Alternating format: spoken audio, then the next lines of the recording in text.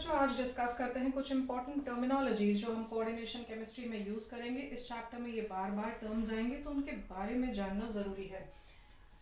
Suppose I make a complex of this type, क्योंकि हम इस कॉम्प्लेक्स को पहले कर चुके हैं। You are familiar with this type कि 6 ammonia molecules are attached to cobalt. अगर कोबाल्ट का ऑक्सीडेशन नंबर 3 है तो +3 का चार्ज ऊपर आना चाहिए कॉम्प्लेक्स के ऊपर। तो उसको सेटिस्फाई करने के लिए यहाँ पे 3 क्लोरीन है, ठीक है। तो we have studied this type of a complex. एक और ले रही हूँ सिंपल सा कि कोबाल्ट 5 अमोनिया से बॉन्डेड है और एक क्लोरीन से, और एक काउंटर आयन जो प्रेजेंट होगा वहाँ पर वो होंगे 2 क्लोरीन्स, इजंट इट। ये +3 है, एक क्लोरीन तुमने अंदर लिया, 2 क्लोरीन बाहर लिया, that makes up for the primary valency. इसके बारे में पहले जो पढ़ चुके हैं वो रिपीट एक बार कर लेते हैं। ये जो centrally situated, it's not centrally situated basically in the formula, लेकिन जब तुम पूरा स्ट्रक्चर देखोगे तो वो सेंट्रल आयन होगा। ये जो है ये डी ब्लॉक का मेटल है, या तो ये एटॉमिक फॉर्म में होता है या आयनिक फॉर्म में होता है, मैं तुमको बता चुकी हूँ। Right, so this cobalt here is a central metal ion to which the ligands are bonded. ये लिगैंड्स कहलाते हैं। लिगैंड्स इसको बॉन्डेड होते हैं। जितने लिगैंड्स हैं यहाँ पर देख रहे हो, they are 6 ligands in total. ये इसकी सेकेंडरी वैलेंसी है। सेकेंडरी वैलेंसी को हम कोऑर्डिनेशन नंबर भी कहते हैं। और यहाँ जो प्रेजेंट है वो काउंटर आयन है। Counter ion will satisfy the primary valency. लेकिन काफी बार तुम देखोगे कि लिगैंड भी प्राइमरी वैलेंसी को सैटिस्फाई कर रहा है, मतलब नेगेटिव आयंस जो होंगे वो प्राइमरी वैलेंसी को सैटिस्फाई करेंगे। लिगैंड्स चाहे न्यूट्रल हो चाहे नेगेटिव हो, कैसा भी लिगैंड हो, they will satisfy the secondary valency. Having done all that, look at the variety of ligands in both the cases. यहाँ फर्स्ट केस में बच्चों 6 अमोनिया के मॉलिक्यूल्स है, all 6 molecules of the same type, मतलब वो ammonia है। और यहाँ पे लिगैंड्स डिफरेंट है। हो सकता है यहाँ पे 4 और यहाँ पे 2 का आंकड़ा आ जाए, meaning the numbers might go different. अगर तुम देख रहे हो एक से ज्यादा प्रकार के लिगैंड्स कॉम्प्लेक्स को बना रहे हैं तो हम उसे कहते हैं heteroleptic complex. So this is a heteroleptic complex. और जहां पर एक ही प्रकार के लिगैंड्स कॉम्प्लेक्स को बनाते हैं, you have only one variety satisfying the coordination number, we call this as homoleptic complex.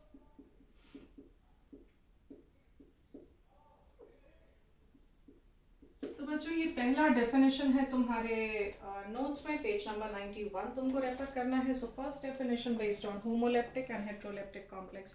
You can give an example. और ऐसे तुम बहुत सारे कॉम्प्लेक्सेस पढ़ोगे, इतने सारे कॉम्प्लेक्सेस में से फिर बाद में तुम अपना कोई भी एग्जाम्पल चुन सकते हो, क्योंकि तुम इससे फैमिलियर थे तो आई हैव टेकन दिस एग्जाम्पल ना। तो ये होमोलेप्टिक हुआ बच्चों, ये हेट्रोलेप्टिक हुआ। अब इसी 2 फॉर्मूले से हम बहुत सारी चीजें और समझ लेंगे। What is a central metal atom और आयन।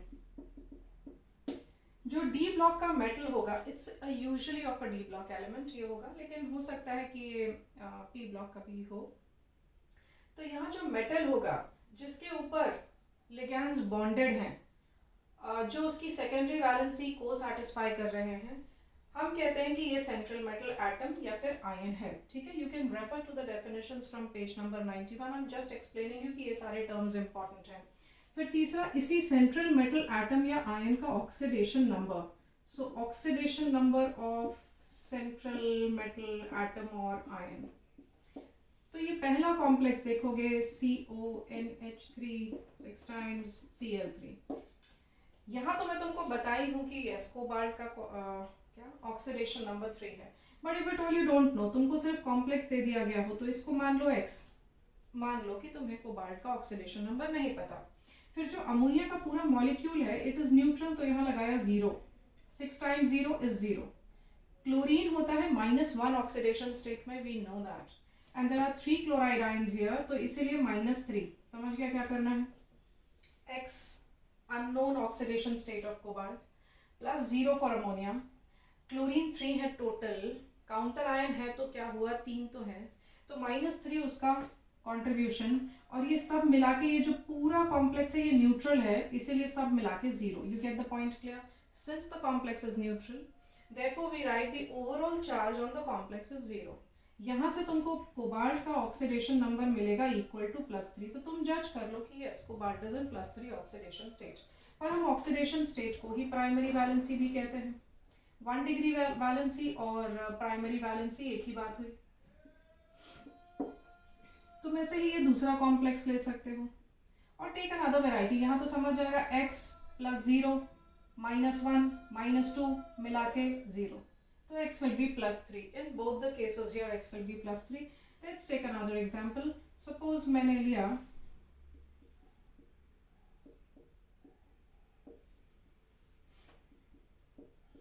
इस तरह का कॉम्प्लेक्स, ठीक है, chromium I don't know in which oxidation it is, लेकिन सपोज मैंने इसे लिया x। Water is a neutral molecule, it's a neutral entity, इसका ऑक्सीडेशन नंबर हो गया 0। अरे पूरे वाटर को मिला के 0 है, but if you take water के सब पार्ट्स, हाइड्रोजन ऑक्सीजन देखोगे तो yes this is +1 each, this is -2, पर मिला के तो 0 ही हो जाएगा। ब्रोमीन होता है -1, 2 ब्रोमीन है इसीलिए -2 लिखा, सब मिला के 0 हो गया, therefore x is equal to +2, मतलब यहाँ chromium is present in +2 oxidation state. तो इस तरीके से बच्चों हम ऑक्सीडेशन स्टेट्स निकालेंगे। And over a period of so many years मैंने इतने सारे कलेक्शन कर लिए हैं ना बच्चों क्वेश्चंस के, कि कल जब मैं इनको देखने बैठी तो I thought yes you have a lot of practice now. अगर इसमें से तुम प्रैक्टिस करते हो तो तुम्हारा कोई क्वेश्चन बचना नहीं चाहिए, है ना। So many varieties are given. जितने एग्जाम्स है ना, जब से मैंने पढ़ाना शुरू किया है, जितने एग्जाम्स में क्वेश्चंस आ चुके हैं, I have all put it here. तो 1, 2 and 3 these are the definitions. चौथा डेफिनेशन बच्चों क्या आता है, this is ligand. Ligand it can be a neutral molecule, it can be a negative ion which is bonded to the central metal ion। और वो central metal ion की कौन सी valency को satisfy करता है, secondary वैलेंसी को। हम उसे coordination number भी कहते हैं। I think we have repeated this many times, now you know कि ligands are present inside the square bracket, बराबर है। तो ligands के बारे में कुछ points ऐसे हैं कि ligands satisfy secondary valency of central metal ion। दूसरी बात, may be positive may be negative or neutral, may be negative or neutral for both। JEE वाले बच्चे कुछ ना पॉजिटिव, 3 पॉजिटिव लिगैंड्स भी होते हैं, तो तुमको मैं बताऊंगी, एक एग्जांपल देख लोगे, NO+, NO2+, इस तरह के नाइट्रोजन कंटेनिंग लिगैंड्स होते हैं जिनमें पॉजिटिव चार्जेस हो सकते हैं। तो यस लिगैंड्स में भी पॉजिटिव, बोथ वाले याद रखो, इट में भी पॉजिटिव, लेकिन तुमको इसका कोई एग्जांपल नहीं है। सो इट्स अ नेगेटिव और न्यूट्रल। हम जितने भी एनकाउंटर करेंगे लिगैंड्स बोथ में, they will all be negative और they will be neutral ligands. फिर उसके बाद बच्चों लिगैंड्स और मेटल के बीच में जो बॉन्ड बनेगा, हम later will discuss it later, कि लिगैंड और मेटल के बीच में जो बॉन्ड बनता है, जिसको हमने कहा है satisfying the secondary valency of central metal ion, तो ये ligand to metal bonding is a coordinate link, तभी नाम कोऑर्डिनेशन कंपाउंड है इसका। लिगैंड्स अपने लोन पेयर को मेटल की तरफ डोनेट करते हैं अगर लिगैंड न्यूट्रल है तो। नाइट्रोजन पे लोन पेयर, वाटर पे लोन पेयर। न्यूट्रल लिगैंड अपने लोन पेयर को कोबाल्ट से कोऑर्डिनेट लिंक बना के जोड़ता है, और नेगेटिव लिगैंड अपने नेगेटिव चार्ज से कोऑर्डिनेट बॉन्ड बनाता है। तो लिगैंड टू मेटल जो बॉन्डिंग होती है बच्चों, that is a coordinate bond where the donor is ligand and the receiver and the acceptor what you say is a metal ion. तो इसको हमने कहा कोऑर्डिनेट बॉन्ड, ठीक है। तो लिगैंड्स के बारे में इतनी इंफॉर्मेशन हो गई। अब लिगैंड्स प्रेजेंट कहाँ है? Ligands are present inside that square bracket, और स्क्वायर ब्रैकेट को हमने कहा था कोऑर्डिनेशन स्फीयर। तो सेंट्रल मेटल एटम या आयन साथ में लिगैंड मिलके बनाते हैं coordination sphere. So ligands at the central metal ion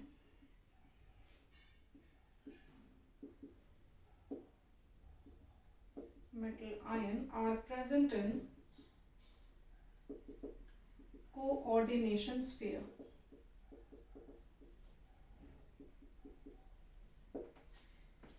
तो ये कुछ टर्मिनोलॉजीज हो गई बच्चों. Ligand, central metal ion. जब भी मैं कहूँ सेंट्रल मेटल आयन, किसी के भी मुंह से सुनो तो इधर पे आ जाया करो. यहाँ कोबाल्ट है, यहाँ क्रोमियम है. फिर ये क्या हो गए, वाटर जो 6 टाइम्स अटैच्ड है, दीज आर लिगैंड्स. लिगैंड्स में भी न्यूट्रल, लिगैंड्स में भी नेगेटिव. ओके. और लिगैंड और मेटल के बीच में हमेशा कौन सा बॉन्ड बनेगा बच्चों? कोऑर्डिनेट लिंक बनेगा, वे ligand is going to donate an electron pair. अब वो इलेक्ट्रॉन पेयर या तो लोन पेयर होगा या नेगेटिव चार्ज होगा. Negative charge also means a pair of electron. I have to discuss some more terms.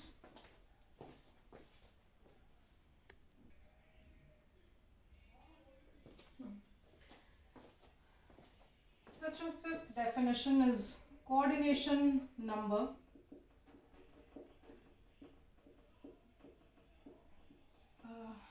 बच्चों, coordination number मतलब कितने लिगैंड्स सेंट्रल मेटल आयन को अटैच्ड है. पर थोड़ा सा यहाँ पे हमको इस डेफिनेशन के ना डेप्थ में जाना पड़ेगा.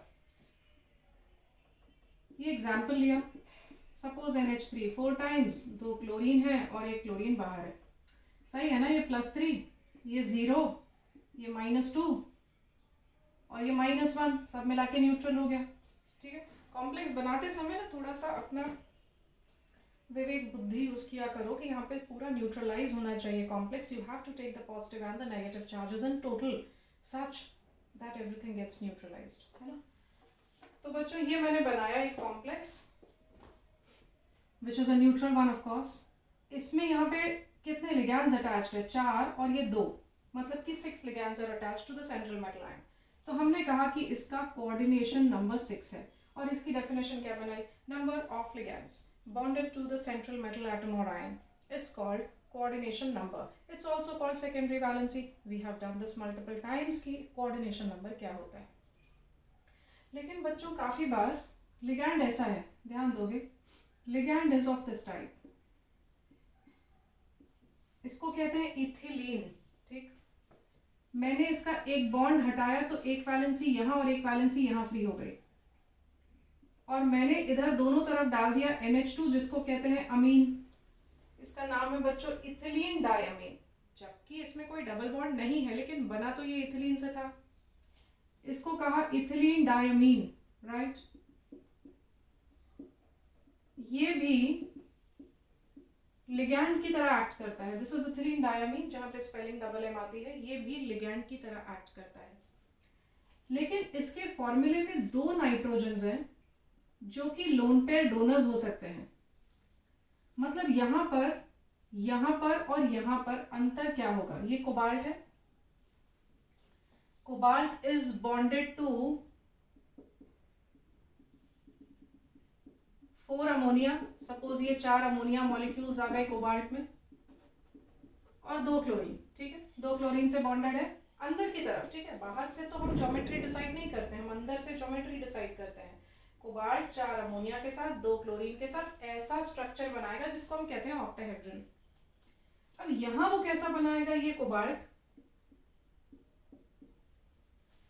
और इस केस में देख रहे हो कि नाइट्रोजन और जो नाइट्रोजन है, 2 नाइट्रोजन है which are present in a single formula of ethylene diamine. तो मतलब ये मेटल से जब बॉन्ड करेगा, एक फॉर्मूला बॉन्ड करेगा, वो 2 साइड्स से बॉन्ड करेगा. फॉर एग्जाम्पल, ये ना स्क्वायर प्लेनर स्ट्रक्चर है बच्चों. ये स्क्वायर प्लेनर स्ट्रक्चर है ये वाला. एक बॉन्ड ऊपर बनता है, एक बॉन्ड नीचे बनता है. स्टार्टिंग फ्रॉम हियर ये है NH2 CH2 CH2 NH2. देख रहे हो क्या किया? एक ही फॉर्मूले में 2 नाइट्रोजन्स थे जो कि लिंक बना रहे थे सेंट्रल मेटल एटम या आयन के साथ में. तो ये जो लिंक बन रहा है, it's from a single ligand but it has 2 coordination sites. हम कहते हैं कोऑर्डिनेशन साइट्स.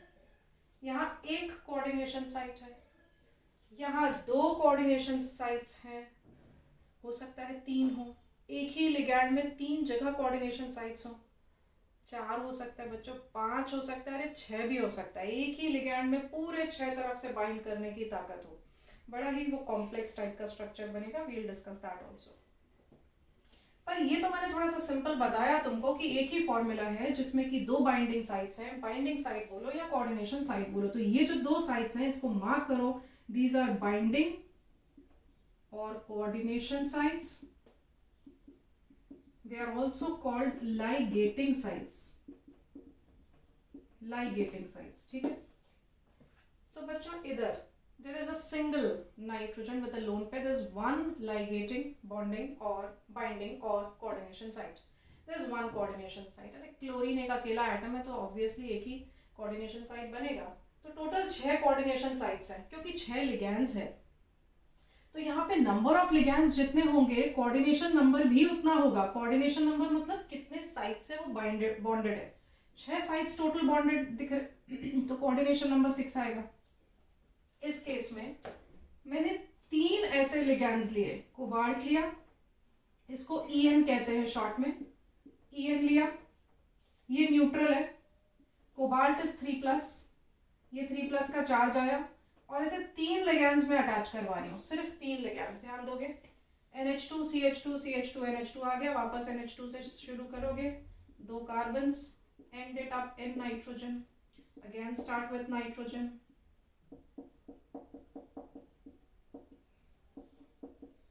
ठीक. तो तुम कहोगे कोबाल्ट का कोऑर्डिनेशन नंबर क्या है. अब मैंने तो तुमको पढ़ाया कि कोबाल्ट का कोऑर्डिनेशन नंबर वो होगा जितने उसके पास लिगैंड्स होंगे. तो तुम देख रहे हो 3 लिगैंड्स है तो तुम लिख दोगे कोऑर्डिनेशन नंबर 3. अरे बच्चों कोऑर्डिनेशन नंबर 3 नहीं है, कोऑर्डिनेशन नंबर 6 है.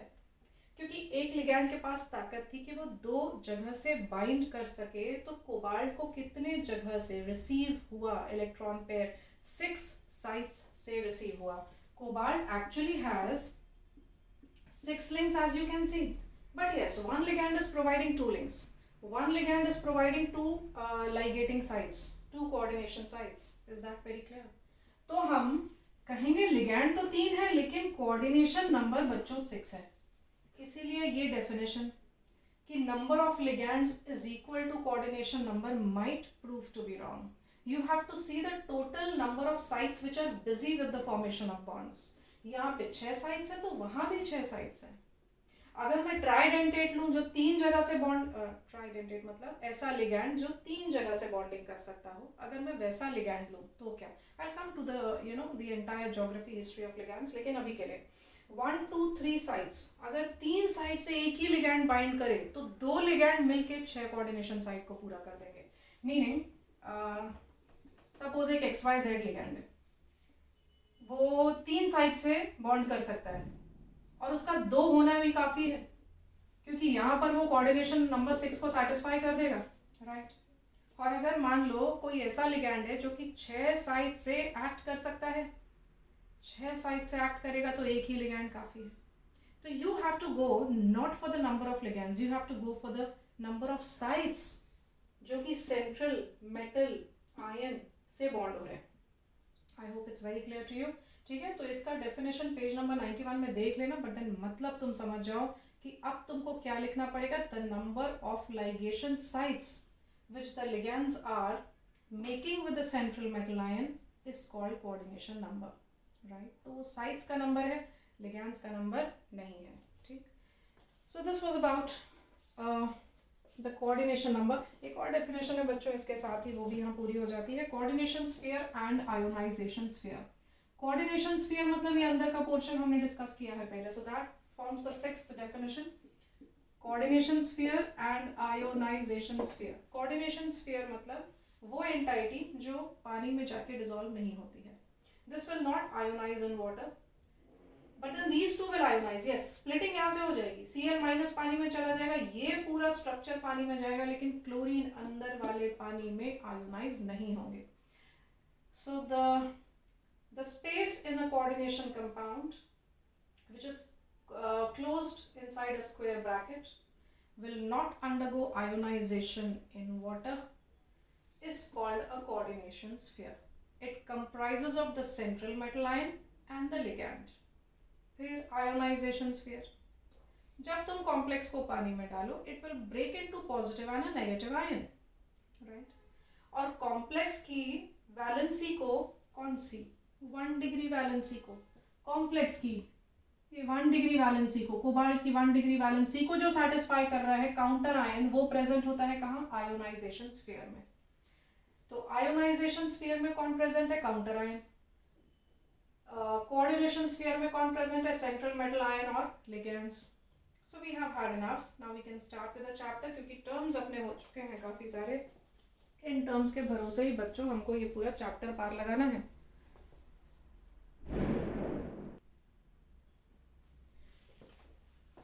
बच्चों एक टर्म है कॉल्ड डबल सॉल्ट. बस यही पढ़ेंगे और फिर पूरे कोऑर्डिनेशन कॉम्प्लेक्स में इसका जिक्र नहीं आएगा, because double salt is made up of two salts actually.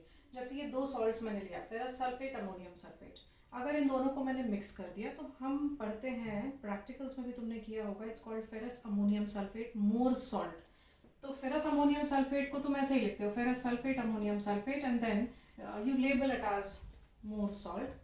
तो ये डबल सॉल्ट है, दो सॉल्ट्स का मिक्सचर है.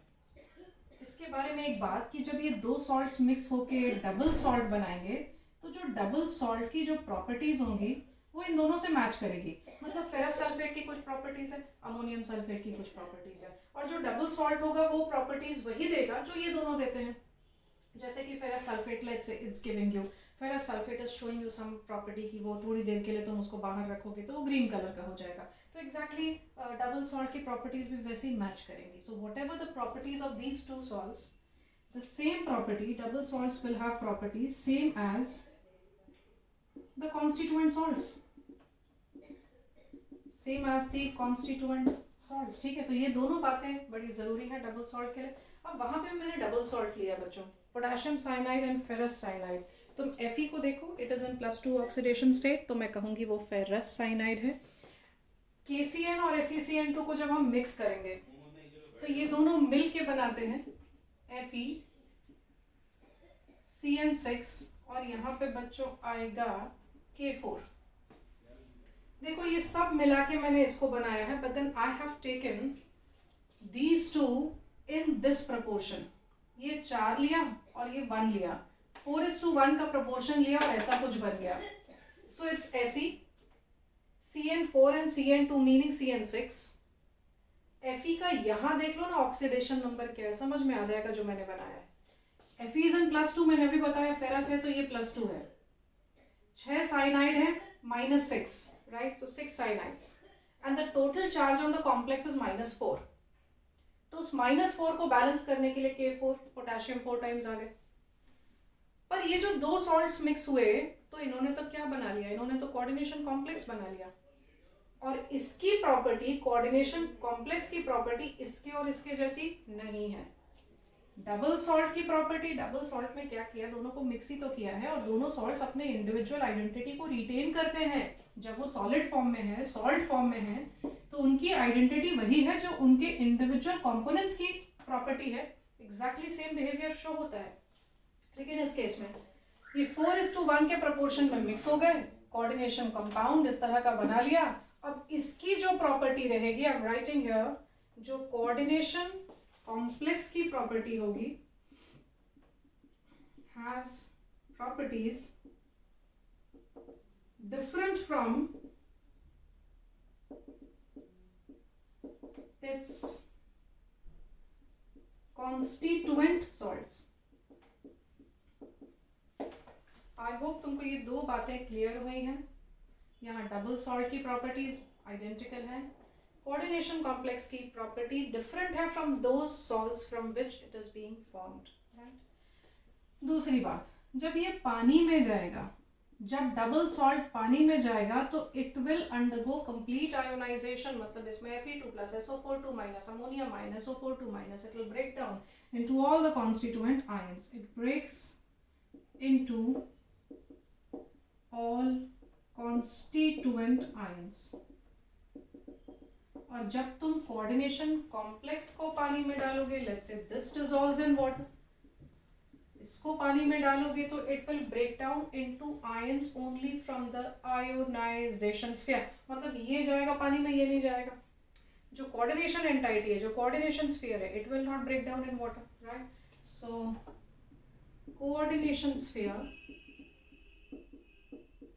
does not ionize in water. It's an important point again. बच्चों ये आयनिक कंपाउंड है, FeSO4 आयनिक कंपाउंड है, Fe2+ में ब्रेक किया, I am writing down the type of ions formed here, Fe2+ बनेगा, SO4 2- बनेगा और अमोनियम आयंस बनेंगे।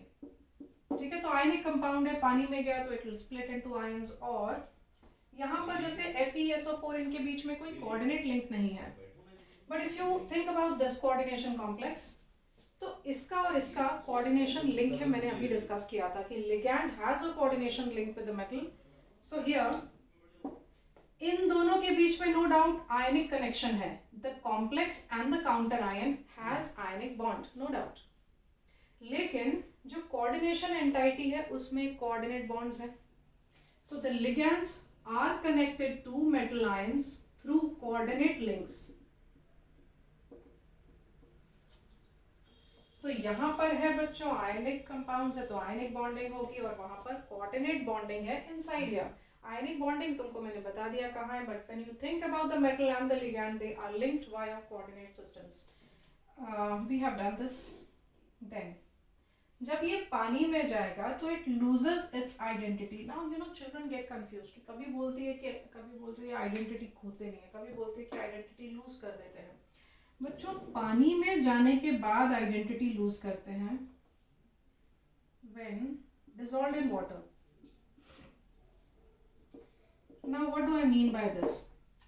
ये डबल सॉल्ट है, पानी नहीं है। जब डबल सॉल्ट है, सॉल्ट है, इट्स अ सॉलिड, तो उसकी जो प्रॉपर्टीज हैं वो उसके इंडिविजुअल सॉल्ट्स के जैसी हैं। समझ आई बात? फिर यहाँ ये दो सॉल्ट्स का मिक्सचर है, लेकिन उसने बनाया कोऑर्डिनेशन कॉम्प्लेक्स, तो इसकी प्रॉपर्टी इन दोनों से अलग है। That I am talking about when they are in their solid states.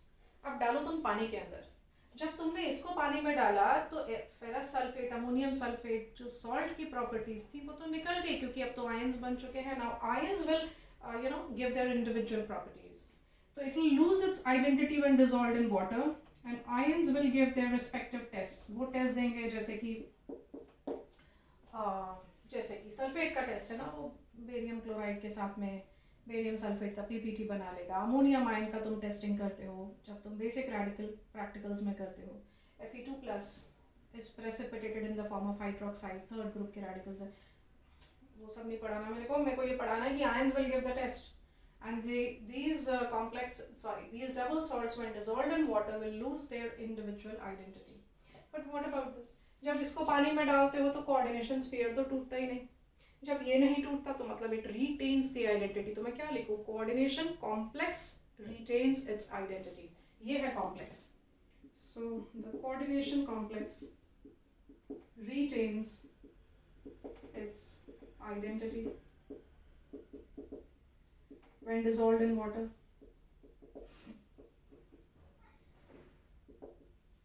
तो ये कुछ इंपॉर्टेंट पॉइंट्स ऑफ डिफरेंसेस भी हम करते जा रहे हैं बच्चों, that will help you in a 2 mark note जब आएगा ये differentiate between coordination complexes and double salt.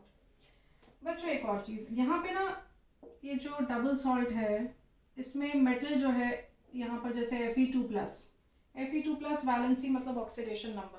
तो यूजुअली जो मेटल होगा उसकी जो वैलेंसी होगी हम उसे ऑक्सीडेशन नंबर कहते हैं, isn't it? लेकिन वहाँ पे हमने देखा 2 प्रकार की वैलेंसीज होती हैं।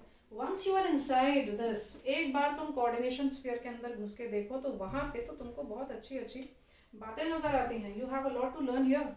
तब तुमको समझता है कि Fe has 2 varieties of valencies. एक तो था उसकी प्राइमरी वैलेंसी, दूसरा है उसकी सेकेंडरी वैलेंसी।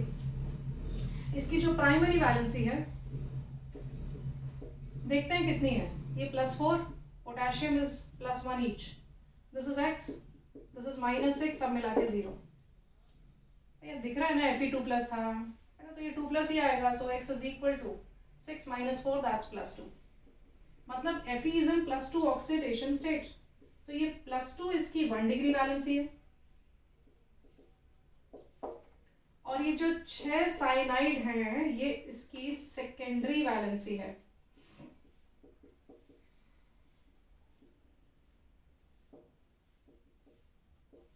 ओके, Fe2+ की सेकेंडरी वैलेंसी कितनी है? 6, क्योंकि 6 साइनाइड आयंस का लिंक है। अब बच्चों ध्यान रखो Fe2+ can be neutralised only bye minus. इससे मत न्यूट्रलाइज कर देना कि K4 इसकी सेकेंडरी वैलेंसी सेटिस्फाई करता है। अरे कैसे करेगा रे, ये 2 प्लस है ना, meaning it's a positive charge and the positive charge can be neutralised only by the negative charge. तो secondary valency yes it's 6, but then primary valency is to be satisfied by the negative ion which may be a counter ion और a ligand. पढ़ा है हमने, ठीक है. तो ये counter ion तो यहाँ तो कोई दिख नहीं रहा, तो ऑब्वियसली लिगैंड माइनस है. Cyanide is a negative ion, तो फिर 1 डिग्री वैलेंसी प्लस 2 कौन सेटिस्फाई कर रहे हैं, 2 साइनाइड आयंस मिलके कर रहे होंगे. तो 6 में से 2 प्राइमरी वैलेंसी भी सेटिस्फाई कर रहे हैं, सेकेंडरी वैलेंसी भी सेटिस्फाई कर रहे हैं. I hope it's very clear. तो ये भी साइनाइड ही सेटिस्फाई कर रहा है और 2 आयन साइनाइड के मिलके इसकी प्राइमरी वैलेंसी को सेटिस्फाई करेंगे. व्हाट आई वांट टू से फाइनली इज, यहाँ सिर्फ प्राइमरी वैलेंसी मतलब ऑक्सीडेशन नंबर होता है. यहाँ ऑक्सीडेशन नंबर ये साइनाइड है, कोऑर्डिनेशन नंबर नहीं. ये ऑक्सीडेशन नंबर है और ये कोऑर्डिनेशन नंबर है. So these were the differences between double salts and coordination compounds. बच्चों ये पेज नंबर 93 में तुमको मिलेगा. Okay, and the last part I have to discuss is the geometry of these coordination complexes.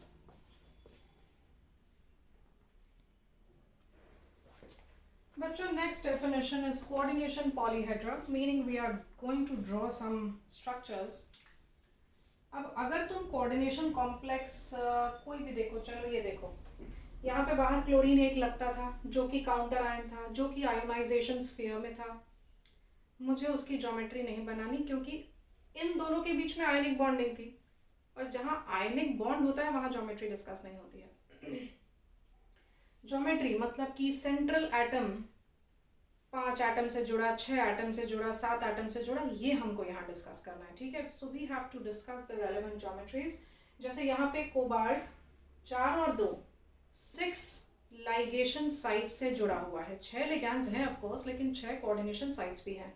तो यहाँ पे 6 coordination sites हैं, यहाँ 5 कोऑर्डिनेशन साइट्स हैं, यहाँ सिर्फ 4 हैं. ओके, एंड देन यहाँ पर 2 हैं.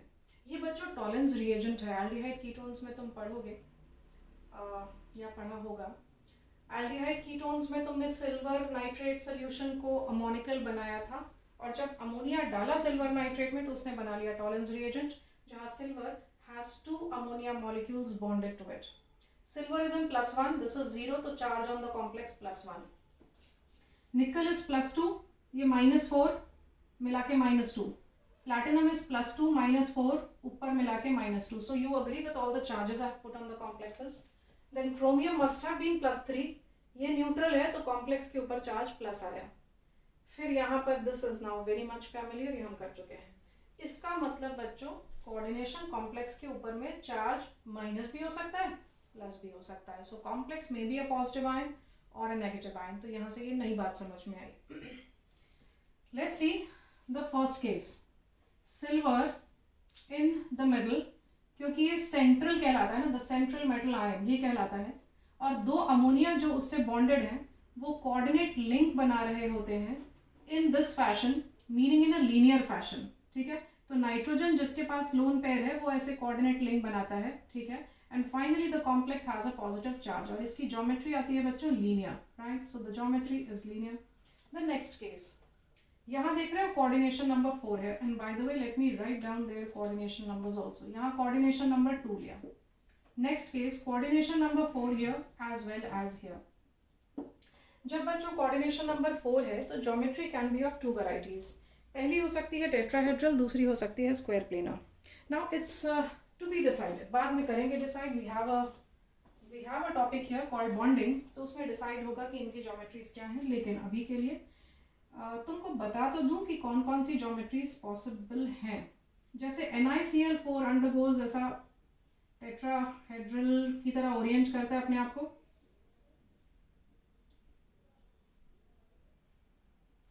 ओके, और ये 4 क्लोरीन्स इससे बॉन्डेड होंगे, और इस पूरे कॉम्प्लेक्स के ऊपर चार्ज लगेगा माइनस का. Don't forget to put the charges when you are drawing the structure, है ना. ये बनाते हो तो याद रहता है, लेकिन जब तुम डिटेल स्ट्रक्चर बनाते हो तो याद नहीं रहता है. एंड बाय द वे ये कोऑर्डिनेट लिंक है इसलिए बनाया, बनाओ तो चलेगा, नहीं बनाओ तो भी चलेगा. ठीक है, तो ये बन गया NiCl4. This is a tetrahedral geometry.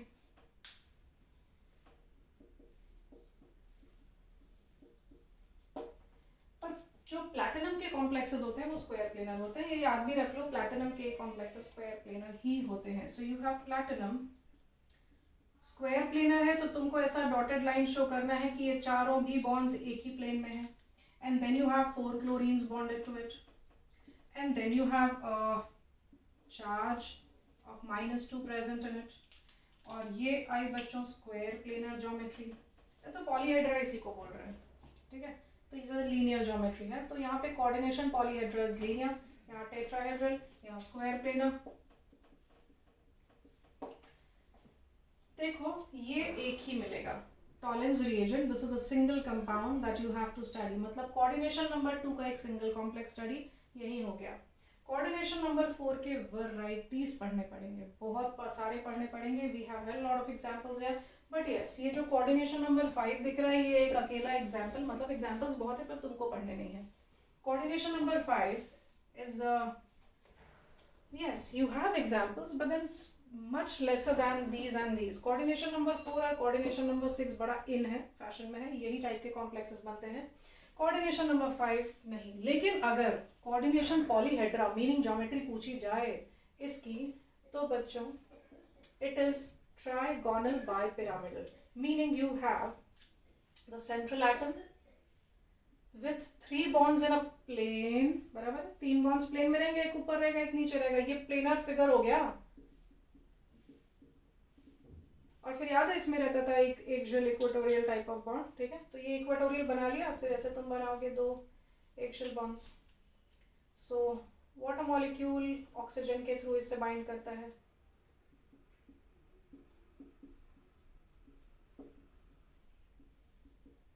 So you have 5 water molecules bonded to it, और चार्ज डालना ना भूलना, +3. काफ़ी बार तुम देखोगे ना कॉम्प्लेक्सेस में दोनों तरफ ब्रैकेट डालने की आदत कोई टीचर को नहीं होती है.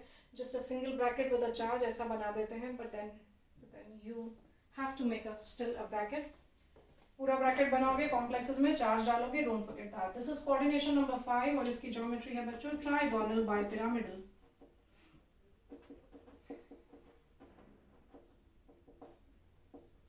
और सबसे ज्यादा तुम आओगे across these type of complexes जहां पे कोऑर्डिनेशन नंबर 6 होगा. 6 is the coordination number, meaning the geometry is octahedral. 4 bonds plane में, एक ऊपर की तरफ एक नीचे की तरफ. मतलब वो स्क्वायर प्लेनर स्ट्रक्चर के उधर ही तुमने एक ऊपर और एक नीचे एक्स्ट्रा बॉन्ड्स बना दिए. ऐसा ही था, एक ऊपर बना दो एक नीचे बना दो, तो 4 प्लेन में, 1 above 1 below is called an octahedron. So you have 4 ammonia bonded here.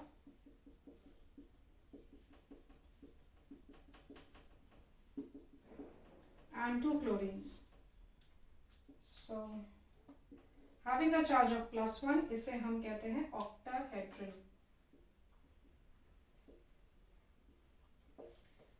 तो coordination polyhedron here is an octahedron. वहाँ पे है trigonal bipyramidal type of a polyhedron. Then we have square planar type of a polyhedron, tetrahedron, and the linear type, right? तो ये सारी varieties हो गई, जिसमें से सबसे ज्यादा इंपॉर्टेंट तुम्हारे लिए होगी coordination number 4 and the coordination number 6. Okay बच्चों, ठीक.